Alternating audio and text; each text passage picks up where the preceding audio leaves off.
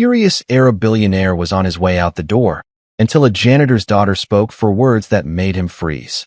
She was just a janitor, scrubbing marble floors no one noticed. Her daughter? A shy 10-year-old who barely spoke. But when a mistake worth millions threatened the most powerful man in the city, everything stopped. Who pointed this out? Sheikh Nasser demanded, his voice echoing through the hall. All eyes turned. Not to an executive, not to a banker, but to the little girl holding her mother's hand. What happened next silenced the entire boardroom and changed both their lives forever. A billionaire's footsteps echoed through marble halls, but his eyes never once fell on the little girl cleaning them. The morning air inside the Al Rashid Conference Center was heavy with polish and quiet labor.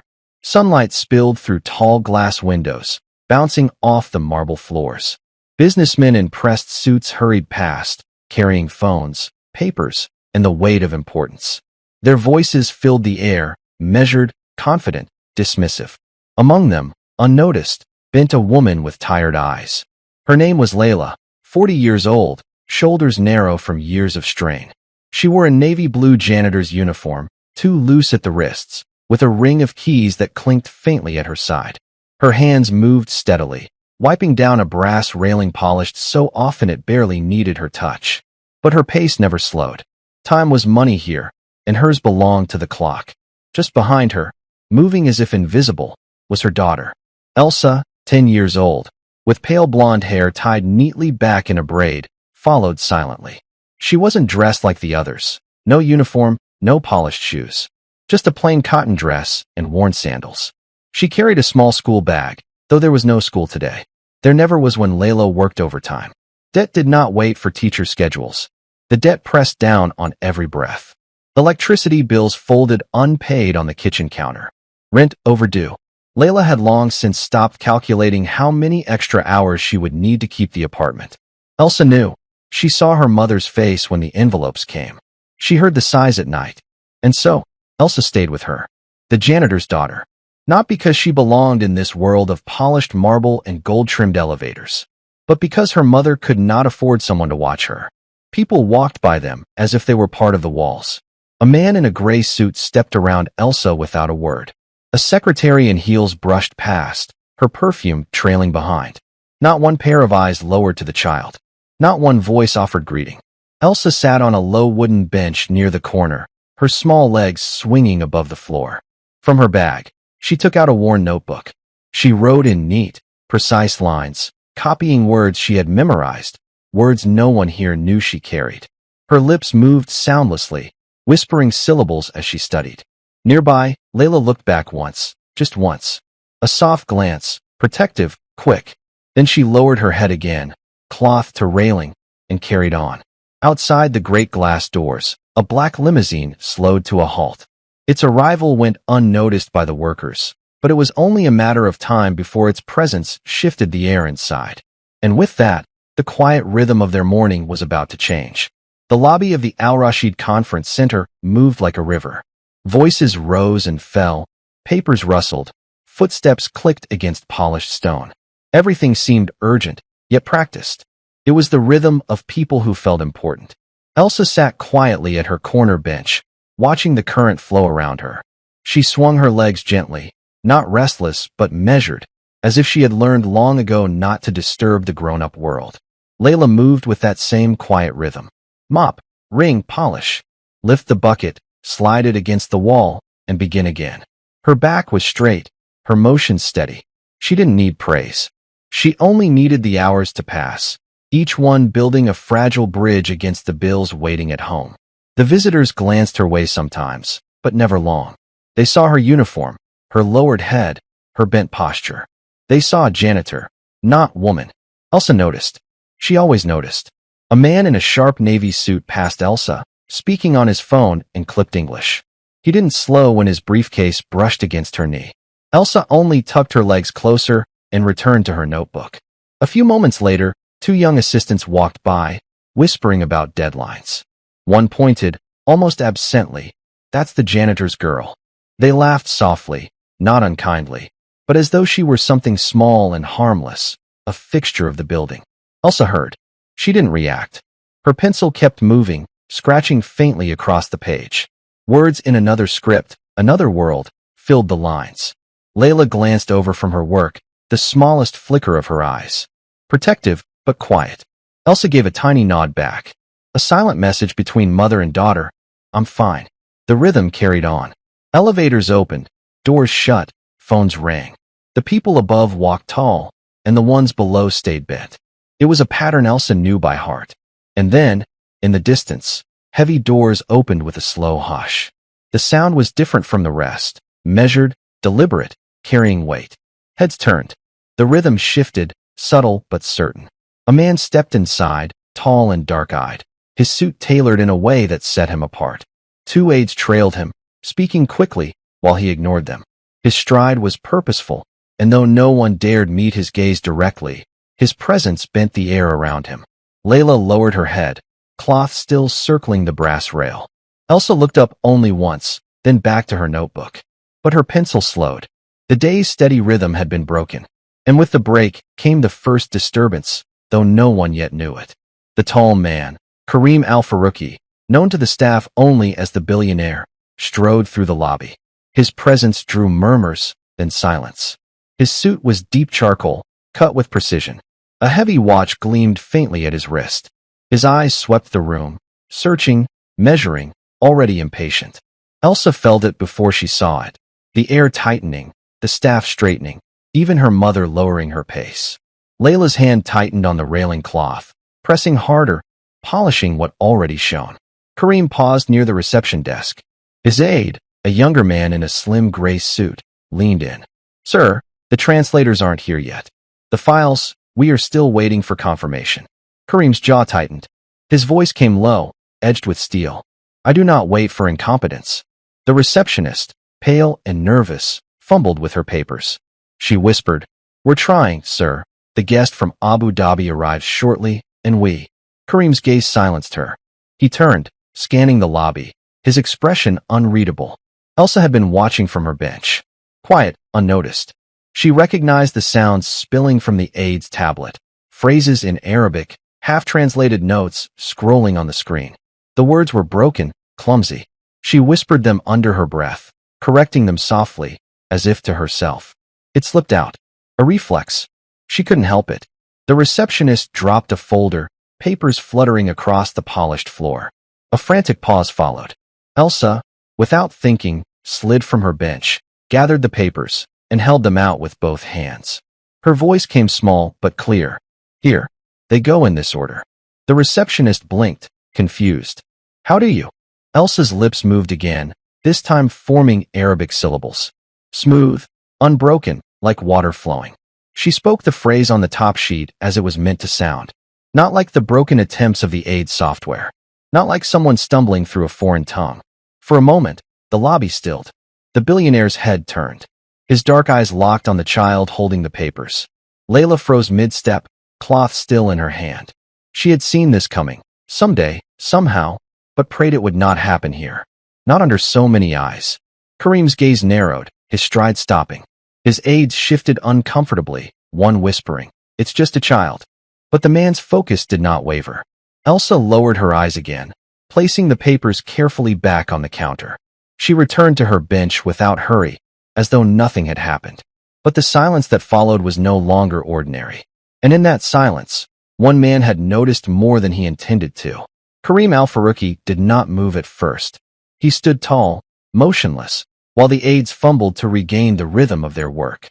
The receptionist thanked Elsa quickly, her voice nervous, as though afraid to draw further attention. But attention was already drawn. Kareem's eyes lingered on the child. Elsa sat on her bench once again, notebook open, pencil steady. She did not fidget under his gaze. She did not shrink. Her lips moved soundlessly, tracing words that no one else cared to notice. His aide bent close. Sir, the cars are ready upstairs. We can proceed. Kareem did not answer. His silence stretched long enough that the aide shifted on his feet. Then, without a word, the billionaire turned slightly, as though to continue forward. But his head moved back once more, a small flicker of attention, back toward the little girl. Layla saw it. Her pulse tightened. She straightened from her railing, cloth still in hand, and placed herself slightly closer to her daughter's corner. Not directly, She could not block a man like him, but close enough to be seen as protector. Kareem's gaze shifted briefly to her. He read the posture, the lowered eyes, the uniform. A janitor. Invisible again. But then his eyes returned to Elsa. He noted the braid, the steady hand, the faint movement of lips repeating words not her own. A flicker, perhaps recognition, perhaps memory, passed across his face. He turned away, resuming his walk toward the elevators. Yet his steps were slower now. The lobby exhaled. People moved again, the brief freeze forgotten. But not by Kareem, not by Layla, and not by Elsa, though she gave no sign. She simply closed her notebook, placed it neatly in her lap, and sat still. At the elevator, Kareem raised one hand. His aide pressed the button. The doors slid open, revealing the mirrored walls within. He stepped inside, but just before the doors closed, his eyes turned one last time across the lobby. They met Elsa's, just for an instant. The doors shut. The silence returned. Layla exhaled slowly, clutching her cloth tighter. She knew what that glance meant. Not dismissal, not curiosity, something else, something heavier. And she knew her daughter had just stepped out of invisibility. The stillness would not last long. The man would not leave it there. The lobby settled back into its hum, but under the surface, unease lingered. Layla's hands moved faster over the brass, almost as though polishing could erase what had just happened.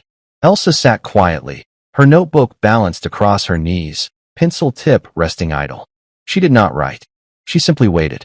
Moments later, the elevator doors opened again. Kareem Al-Farouki stepped out, not with his aides this time, but alone. The murmurs rose, then hushed. His presence made space, clearing paths without him speaking a word. His stride was slower now, measured.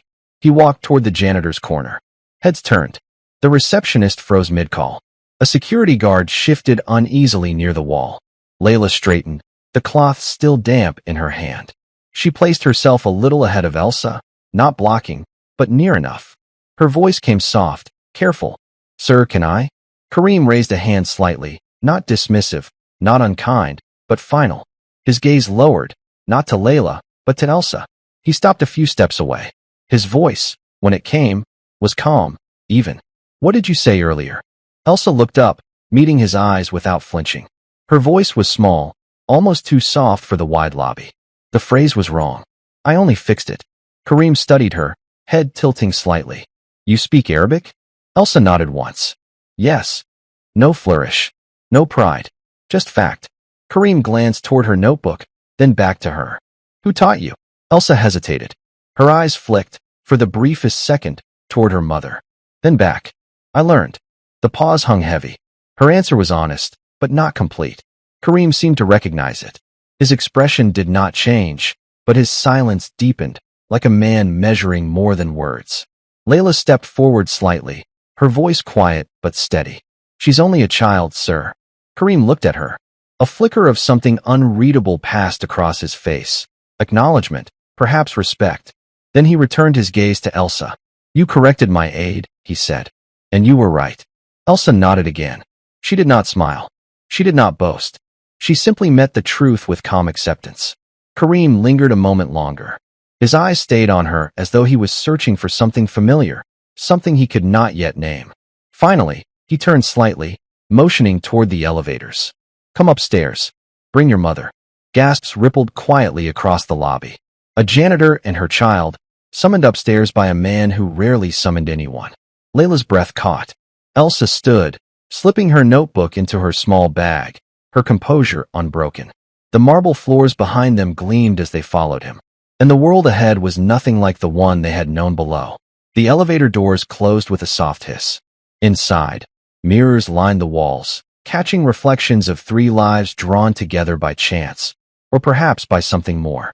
Kareem Al-Farouki stood tall in his charcoal suit, one hand in his pocket, the other resting lightly on the rail. He did not look at them directly, but his gaze in the mirrored wall lingered. Layla stood close behind her daughter, her janitor's uniform damp at the sleeves, her shoes worn thin from years of standing. She clasped her cleaning cloth in one hand, as though afraid to leave it behind. It was the symbol of her place here, and of her debt. Without it, she was exposed. Elsa stood between them, small but steady. Her school bag hung from her shoulder, the notebook inside pressed against her ribs. Her braid rested neatly against her back, not a strand loose. She looked straight ahead, calm, as though riding elevators with billionaires was no more unusual than swinging her legs from the bench downstairs. The elevator chimed, doors sliding open onto the executive floor. The air was different here. The smell of polished wood and faint leather replaced the sharp scent of disinfectant. The lighting was softer, golden, meant not for work but for command. Employees in crisp attire glanced up as the trio entered. Some froze, confusion flickering across their faces. Others lowered their eyes quickly, pretending not to see. No one spoke. Kareem walked ahead without a word. His stride was purposeful, leading them past glass offices and long tables where assistants typed furiously. Layla felt the weight of eyes pressing into her back. A janitor did not belong here. A janitor's daughter, even less. Still, Elsa walked with a composure that seemed beyond her years. She did not clutch her mother's arm, nor shrink from the stairs. Her steps were quiet, precise. She had learned long ago how to move unnoticed, but here, she was not invisible. Every whisper seemed to follow her. At last, Kareem stopped before a wide oak door. He opened it himself, not waiting for aides. The room beyond was larger than their apartment, walls lined with bookshelves, maps, and dark leather chairs. A long window framed the city skyline, its towers gleaming under the midday sun. He motioned for them to enter. Layla hesitated, one hand gently touching Elsa's shoulder as if to shield her. But Elsa stepped forward first. She moved into the room with the same quiet poise she had carried in the lobby, as though the air of importance did not frighten her. Kareem closed the door behind them. The sound was soft, but final, and in that room of power, their past would begin to surface, piece by piece. The office was hushed, the kind of silence that demanded honesty. Kareem crossed to the wide desk of dark walnut, removing his watch and setting it carefully upon a leather pad. He did not sit. Instead, he leaned lightly against the desk, arms folded, his eyes on Elsa. "Tell me," he said simply, "how a janitor's daughter speaks Arabic with such precision." Layla stiffened. The words carried no insult in tone, but the truth of their weight pressed on her. She drew in a breath, ready to answer, but Elsa spoke first. "I learned it from books. Old ones. My grandfather had them." Kareem tilted his head. "Grandfather?" Elsa nodded. Her braid slipped over her shoulder as she looked down, her fingers brushing the strap of her bag. "He was a teacher. He told me stories. Some in Arabic, some in other languages. He said words are keys. If you hold enough of them, you can open any door." Her voice was steady, neither proud nor shy. Just truth laid bare. Kareem's eyes narrowed slightly, studying her not as a child, but as a bearer of something rare. "And where is he now?" A pause. Elsa's lips pressed tight before she spoke. "He is gone." Layla stepped forward, her voice quiet, protective. "He died when Elsa was very small. She remembers him more in words than in pictures." Kareem's gaze shifted to her. "And you allowed her to keep learning?" Layla nodded, her eyes lowered. "It was all we had. His books, his lessons. I could not give her money or tutors. Only the pages he left behind." Elsa added softly. "And Mother always told me to finish what I start, even if no one sees it." The silence stretched again. Kareem turned, his eyes moving briefly toward the tall shelves lined with polished leather volumes. Then back to the small girl before him, who spoke of words as keys. He asked no further questions. "Not yet." Layla smoothed the damp cloth in her hand, though it had no purpose here. Her gaze touched Elsa's for a moment, soft, grounding. She had revealed enough. Too much, perhaps. Kareem straightened from the desk. His voice came low, even. "You speak as though discipline is natural to you. That is not common for a child." Elsa's reply was simple. "It is natural when you have little else." For the first time, a faint flicker passed Kareem's face. Not a smile, but something near it. Memory, perhaps recognition. He looked away, toward the skyline burning gold through the glass. And so the first layer of her story lay open, enough to stir his interest, but not yet the whole truth. The silence of the office held steady. Outside the tall windows, the city shimmered in sunlight, but inside, time slowed. Kareem's eyes moved from the skyline back to the girl, as though weighing what he had heard against what he still did not know. "Books alone do not give such fluency," he said at last. His tone was not accusing, only certain. Elsa's fingers tightened on the strap of her bag. She lifted her chin just slightly. I read. Every day, even when the lights were cut. Layla flinched faintly at that, a truth spoken too plainly. Her voice came soft, low, almost ashamed. There were nights, months, even, when we could not pay the bills. She read by candlelight. I told her to rest, but she did not listen. Elsa added, not with pride but with quiet matter-of-factness. Languages do not wait for bills. The words hung heavy. Layla lowered her eyes, her hand brushing her daughter's shoulder, as though to soften them. She has always been like this. Once she begins, she does not stop. Even when she paused, swallowing.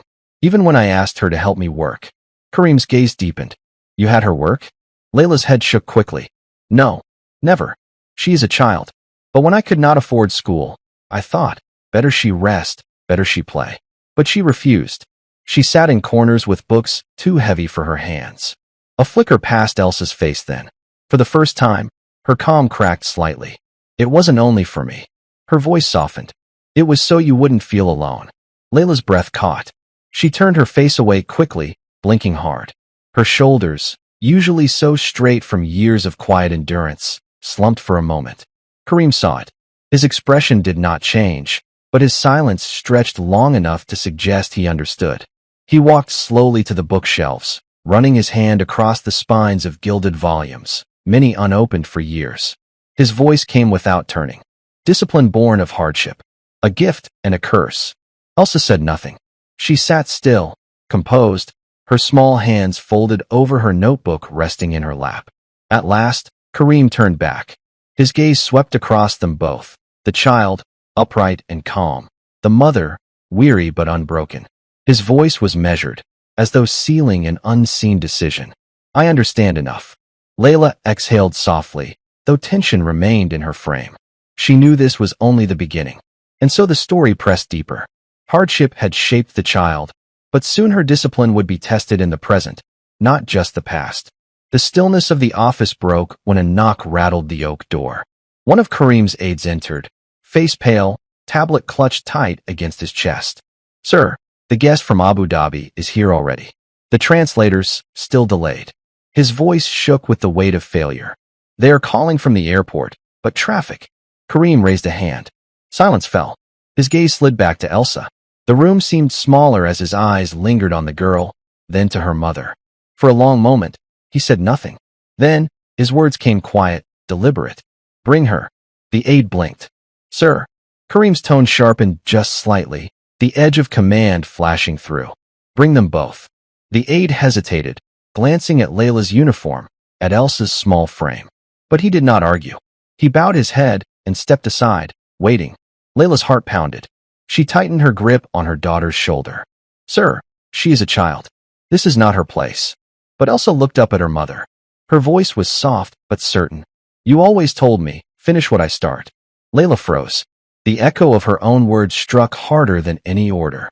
Kareem watched quietly, no impatience in his gaze now, only expectation. Elsa rose from her chair, smoothing the hem of her simple cotton dress. She picked up her bag, the notebook pressed firmly against her chest.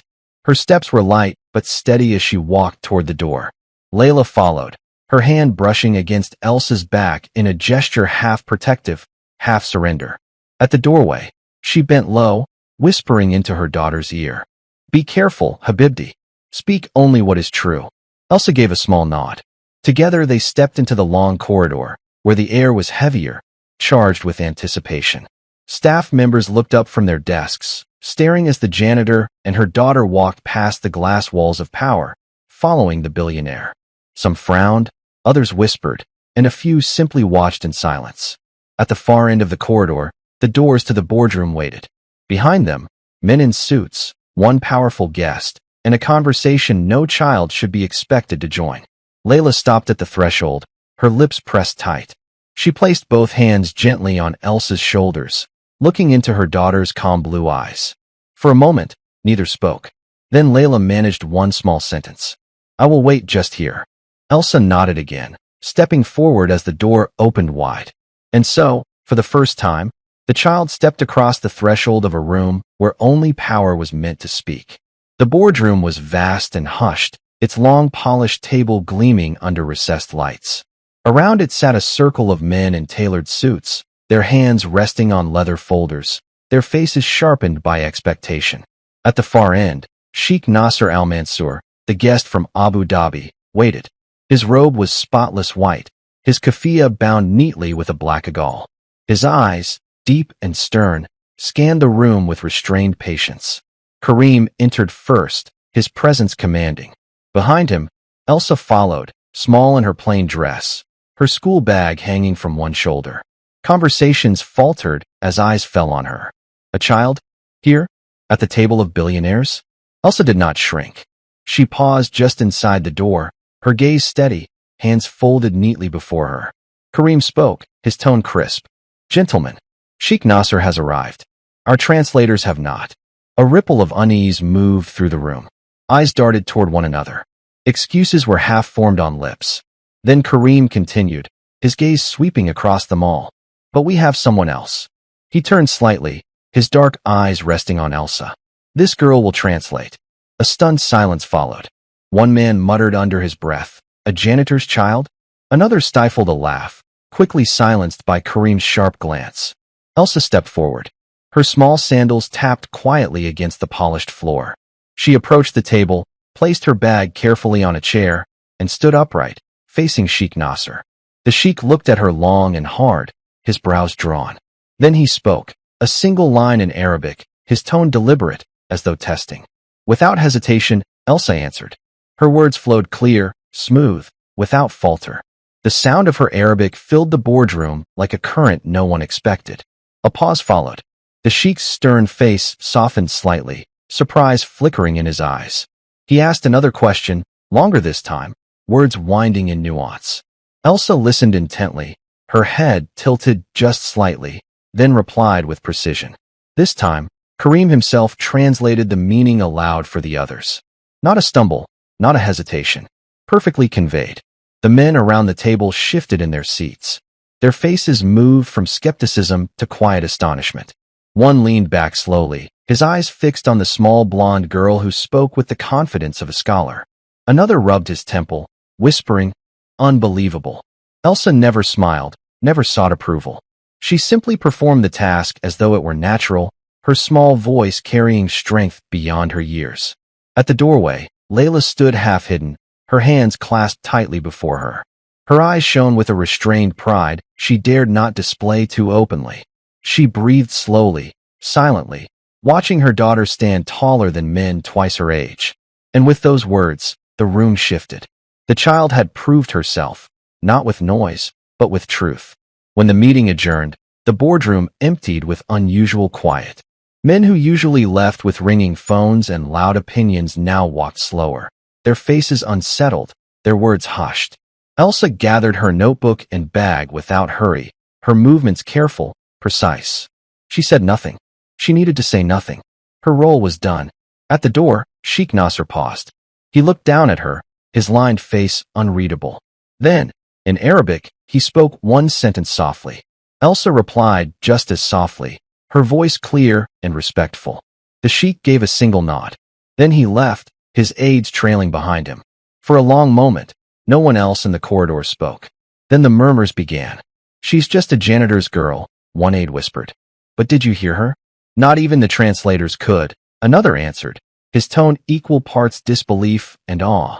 A secretary, clutching her clipboard, murmured to a colleague. She sounded like she was born to it. Not all whispers were kind. One man muttered under his breath, it's a trick. She memorized a few phrases. That's all. But the ripple spread, whether in admiration or suspicion. Every set of eyes that turned toward the small blonde child carried a different story. Curiosity, doubt, respect, envy. Elsa felt it. She always felt it. She walked calmly beside her mother, her gaze forward, her expression unchanged. Layla, however, could not ignore it. Fragments of gossip reached her ears like small blows. She tightened her jaw, lowered her gaze, and kept close to her daughter's side. She knew admiration could turn quickly into resentment. Kareem followed a few steps behind them, silent, his expression unreadable. He heard the whispers too, but he did not stop them. He let them spread. At the elevator, a young assistant stepped aside hurriedly, holding the door open. He cast Elsa a long look, half disbelief, half respect, as she stepped inside with her mother. The ride down was quiet. Layla's hand rested lightly on Elsa's shoulder, her thumb brushing the strap of the school bag. Her lips pressed tight, as if holding back words of warning. Elsa only looked straight ahead, her braid resting neatly against her back, her face calm. She had entered invisible. Now she could not hide, even if she wished. The lobby doors opened. People turned as the pair stepped out, whispers already waiting for them below. And from those whispers, the question of who she was would no longer stay silent. The lobby was restless now. Word had moved faster than footsteps. Secretaries glanced from their desks, guards shifted uneasily, and even the receptionist who once dismissed Elsa now stared openly. Layla felt each glance like a weight pressing down on her back. She wished she could shield her daughter from it, hide her away before envy twisted into something harsher. But Elsa walked calmly, her small steps unhurried, as if she carried no burden at all. At the center of the lobby, Kareem stopped. His aides clustered around, papers and tablets in their hands, whispering updates about schedules and calls. He raised a hand. Silence followed instantly. He turned, his voice carrying across the polished stone. This child is not here by accident. His eyes swept across the onlookers. She holds a skill most of you do not. She has earned respect. A ripple spread. Some heads lowered. Others stared harder, skeptical. But no one spoke. Kareem continued, quieter now, speaking directly to Elsa. I will not insult you with token gestures. What you carry deserves more than applause. If you choose, I will see to it you receive proper study, proper training, and access to what your gift requires. Not charity. Recognition. Layla's breath caught. She stepped closer, her hand brushing her daughter's arm. Her voice was cautious, respectful, but firm. Sir, she is young. Too young for promises that bind her life. Kareem met her eyes. There was no irritation in his face, only certainty. I do not bind. I open doors. The choice is hers. The crowd waited. Elsa stood still, her notebook clutched close to her chest. She looked from her mother to the tall man before her. For a long moment, she said nothing. Then, her answer came quiet, steady. I do not want to be a gesture. If it is because of the words, then yes. I will study. Kareem inclined his head, a movement both solemn and final. So it shall be. The aides scribbled furiously, already making arrangements. The receptionist glanced between them, wide-eyed. A guard muttered under his breath, incredible. Layla stood rooted, torn between pride and fear. She reached out, brushing her daughter's hair from her face, her hand trembling just slightly. Elsa leaned gently against her side, calm, composed, as though the weight of the moment sat easily on her shoulders. And with that, the child's place shifted. No longer invisible, no longer whispered about. Seen. The following afternoon, Elsa and her mother returned. Layla wore the same neat gray uniform, freshly washed, her hair tied back tighter than usual. Beside her, Elsa wore a pale blue dress, simple but clean, her braid looped over one shoulder. She clutched her small notebook as though it were a shield.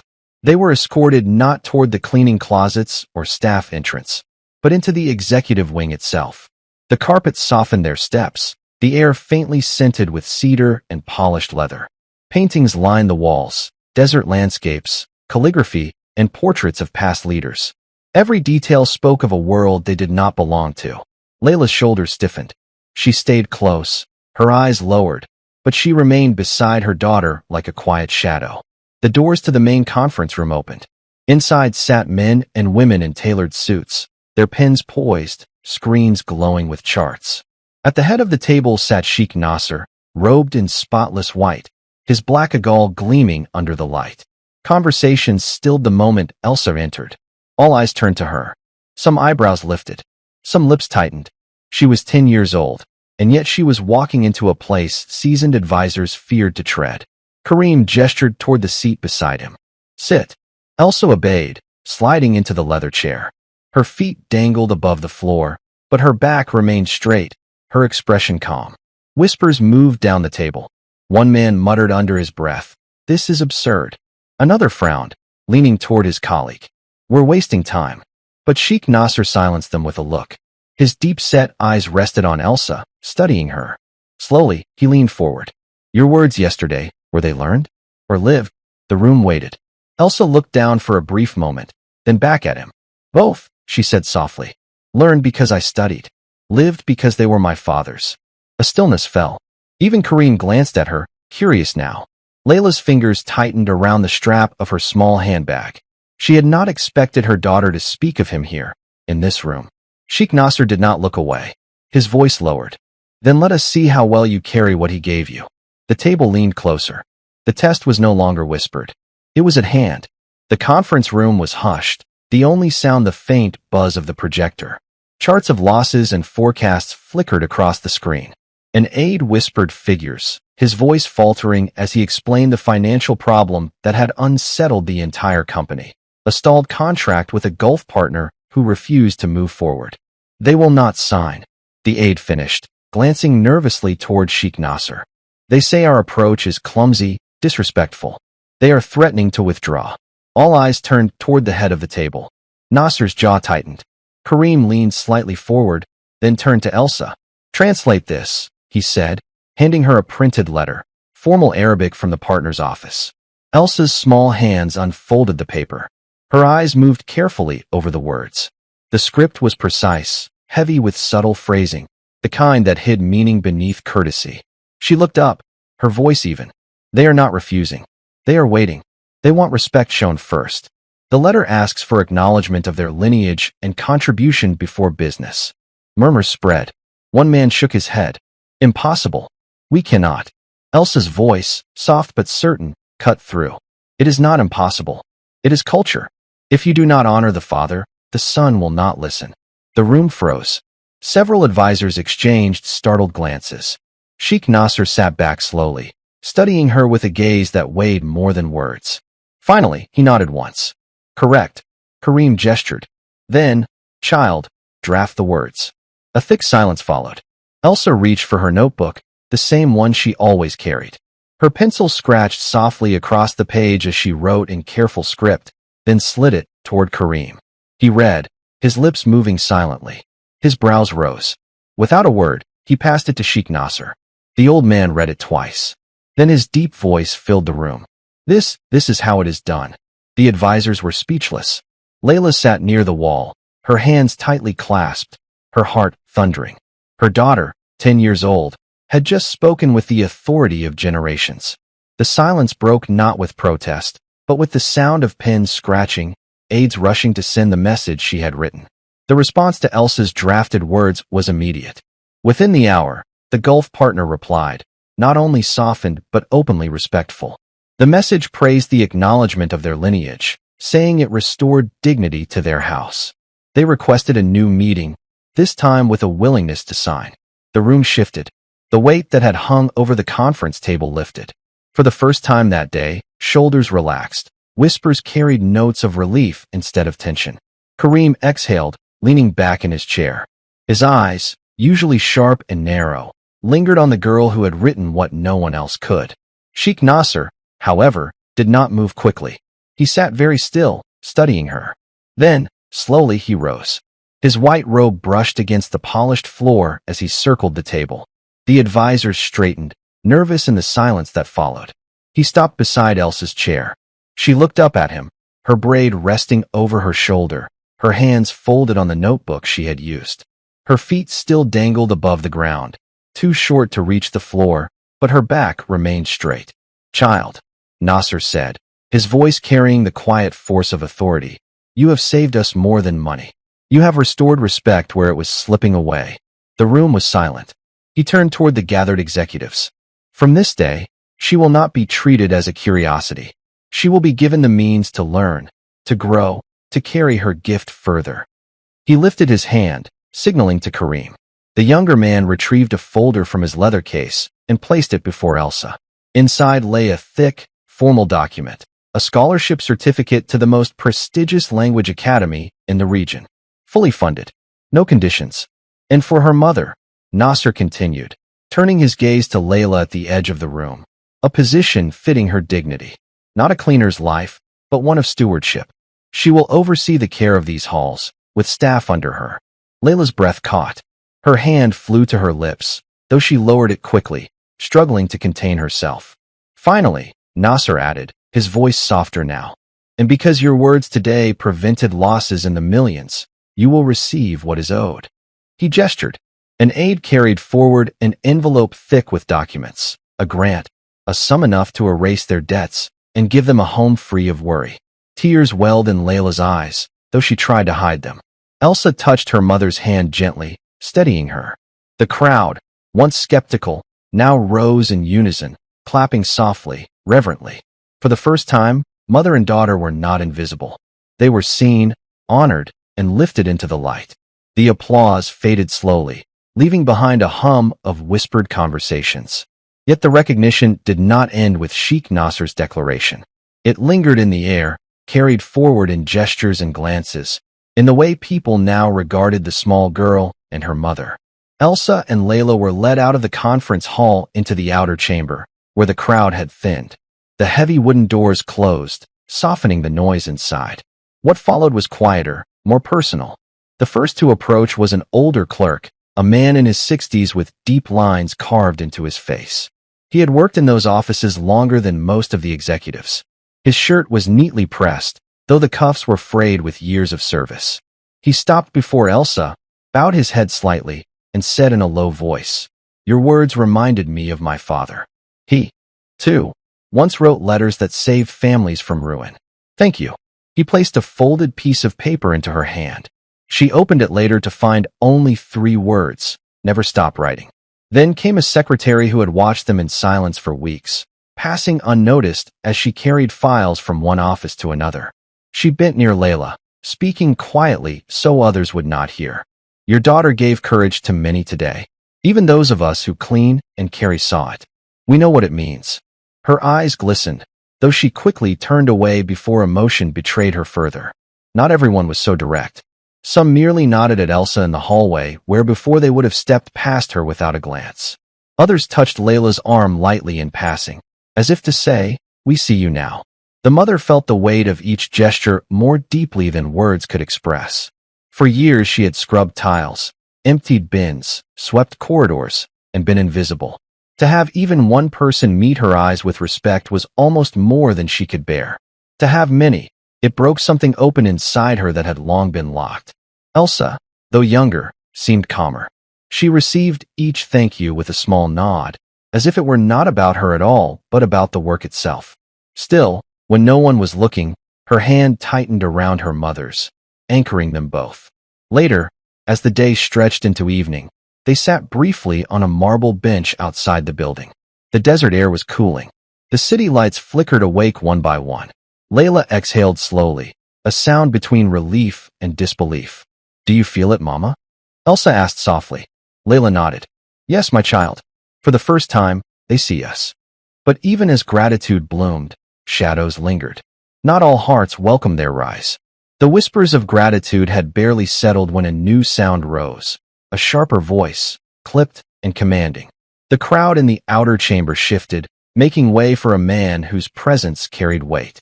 Mr. Khalid Al-Faruqi, chief financial officer of the Sheikh's vast enterprises, strode forward. He was in his late 50s, tall, with graying hair brushed immaculately back. His suit was darker than the rest, his shoes polished until they reflected the lights overhead. His expression was not softened by admiration, but sharpened with suspicion. "Enough indulgence," he said, his tone flat. "We are speaking of a child, not a savior." The room stilled. Those who had offered quiet thanks moments before lowered their eyes, afraid of being caught in the confrontation. Khalid's gaze fixed on Elsa. "Tell me, little one, do you even understand the weight of the numbers you speak of? These are not games. This is wealth that feeds cities. Mistakes cost lives." Elsa did not flinch. Her blue eyes remained steady, calm in the face of his scorn. She spoke simply. "I do not play with numbers. I see patterns. They tell me what is broken and how it can be mended." Khalid's lip curled slightly. "Patterns. Childish riddles. Sheikh Nasser places too much trust in novelty. I demand proof, here and now." Layla tensed beside her daughter. Instinct pressed her to shield Elsa, to step between her and the man's cold authority. But she caught herself. This was the moment she had been waiting for, the moment to let her daughter's voice stand without her own. She pressed her lips together and remained still, though her hands twisted against the fabric of her janitor's skirt. The silence stretched. Eyes darted between Elsa and Khalid, unsure who would speak next. Finally, Elsa answered, her voice low but unwavering. You may test me, sir. But remember, when truth comes from a place you do not expect, it remains truth. Even from a child. A faint murmur ran through the crowd. Khalid stiffened, not used to being challenged, least of all by someone so small. His jaw clenched, but he gestured curtly toward the inner offices. Very well. You will have your chance. Come. The weight of his words pressed down like a storm gathering. What had begun as recognition now teetered toward trial. Layla's eyes followed her daughter's slight figure as she stepped forward, her heart heavy with fear, but also burning with pride. The test was no longer offered as honor. It was demanded as defense. The room braced for what was to come. The long corridor into the board chamber was silent but tense. Elsa's small shoes tapped against the marble floor, the sound swallowed quickly by the high ceiling. Layla followed one step behind, clutching her work apron tightly in her hands. She wished she could carry her daughter instead, protect her from the storm ahead. But Elsa walked on with a steady pace, as though she belonged there. The chamber doors opened. Inside, a large oval table dominated the room. Screens lined the walls, displaying streams of numbers and contracts in Arabic and English. Several advisors leaned back in leather chairs, whispering about the spectacle. At the head sat Sheikh Nasser, his expression grave but unreadable. Khalid stood beside him, eyes sharp, posture rigid. This is the matter at hand, Khalid said, pointing to the screens. A shipment of steel delayed in transit. Documents missing. Millions in penalty fees if not resolved today. Let us see if your prodigy has more than pretty words. The numbers filled the screens, a maze of figures, signatures, and codes. Advisors shifted in their seats, skeptical but curious. Elsa climbed onto a chair at the side of the table. Her small hands pressed against the polished surface as she leaned forward. Her lips moved silently, eyes flicking from one column to the next. The room, full of men twice and thrice her age, watched as the blonde child studied what they had labored over for days. Minutes stretched. The tension was unbearable. Layla's hands were folded tightly, knuckles white, her eyes fixed on her daughter. Then, Elsa spoke. Her voice was quiet but clear. The contract for transit, it was not signed by the correct authority. Here, she pointed at the corner of one digital document. This stamp is counterfeit. The real papers must be hidden, waiting, because someone knew penalties would make you pay more. But the cargo is safe. It has not moved. The advisors leaned in. One tapped rapidly on his tablet, cross-checking. His face drained of color. She's right, he murmured. The shipment is still at port. The penalty is false. The room erupted, half in disbelief, half in shock. Sheikh Nasser raised his hand, and silence fell. He turned to Khalid. You demanded proof. There it is. Khalid's mouth opened, then closed. His pride fought against what lay undeniable before him. His silence was louder than any protest. Elsa sat back in her chair, calm as if she had merely solved a puzzle at school. Layla exhaled, her chest loosening at last. The child had cut through deceit, where seasoned men had faltered. The doubters had no shield left against the truth. The chamber remained still, though the storm of whispers had quieted. Screens dimmed, advisors sat straighter, and for the first time that day, Sheikh Nasser's expression softened. He leaned forward, his deep voice steady. Child, he said, you cut through shadows where even trained men stumbled. Tell us, how did you see what we could not? All eyes turned to Elsa. Her small frame looked even smaller in the vast leather chair. Yet her back was straight, her hands folded neatly on the polished table. Layla stood nearby, silent, her eyes moist but proud. Elsa took a breath. When she spoke, it was not with arrogance, nor with hesitation. My mother taught me to look closely, she said quietly. Not just at what is written, but what is missing. She taught me that when something feels wrong, it usually is. People overlook small marks because they trust what seems official, but truth hides in small things. The words hung in the air. Simple, plain, yet they carried a weight that silenced even Khalid. One of the advisors leaned back, murmuring, wisdom from a child. Another, older, closed his eyes as though recalling his own lessons long forgotten. Elsa looked around the table, her blue eyes calm. You all have more knowledge than me. More experience. But sometimes experience makes us hurry, makes us trust the wrong stamp, or overlook the wrong name. I just had more time to see. She paused. Her gaze shifted to her mother. Layla's head bowed slightly, both in gratitude and humility. Sheikh Nasser studied the girl in silence, his face unreadable. Then, with deliberate care, he nodded once. Truth spoken without pride is the hardest to ignore. Khalid shifted in his seat, his jaw tight. But he did not speak. Elsa lowered her eyes again, folding her hands tighter. Her words had not been a performance.